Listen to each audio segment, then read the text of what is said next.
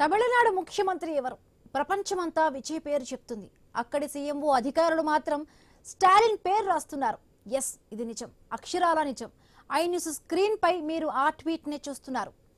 ఇది తమిళనాడు ముఖ్యమంత్రి కార్యాలయం చేసిన ట్వీట్ అధికారిక ట్విట్టర్ అకౌంట్ నుంచి ప్రధాని మంత్రి నరేంద్ర మోదీ చేసిన ట్వీట్. అందులో chief minister of Tamil Nadu Thiru M K Stalin అని చాలా స్పష్టంగా రాశారు. సీఎంఓ అఫీషియల్ ట్విట్టర్ అకౌంట్ లో ఇలా చేస్తారా అని అంతా ఆశ్చర్యపోతున్నారు.